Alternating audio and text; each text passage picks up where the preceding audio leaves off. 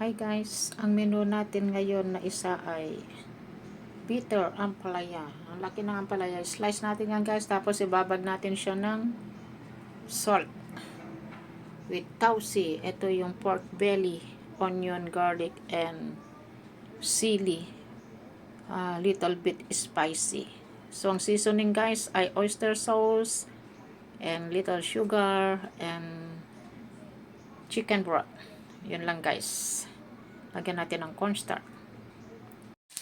So guys, fried muna natin yung pork belly. Tapos set aside natin. And then i-fried na natin yung ating dito with tausi. So ito, fried na natin yung garlic, onion, and tausi with bitter. Ayan. Fried na natin, and then tubigan na natin ng chicken broth at lagyan natin ng little bit sugar. Saka na natin takpan, tapos lagay na natin yung ating pork belly, and then pag wala na siyang tubig, lagay na natin yung sauce, pinaka sauce natin with spring onion. Guys, ito. Lagyan na natin ng chicken broth.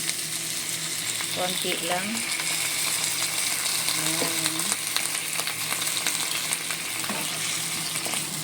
Ayan natin ilagay yung pork belly para together na siyang lumambot. Ito guys. Ayan.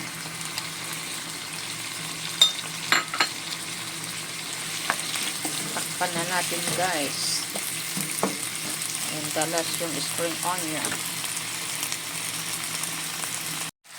So guys, lagay na natin yung spring onion. Ayan, okay na. Ang mga Chinese guys sa ampalaya, ayaw nila ng half-cook. Sa ating mga Pilipino, aming mga Pilipino ay gusto natin yung half-cook. Pero sa kanila ay gusto nila yung overcook na kaya ito, malambot na yung ampalaya niya. Kaya, lagyan na natin ng konting sauce, na oyster sauce. Yan. Guys. So guys, done na ito. Okay na siya. Nag-juicy na siya. May mga asukal, matamis-tamis ito guys.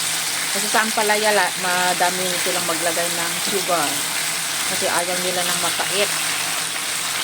Yan. So, ito na guys. Ready to eat. Yummy.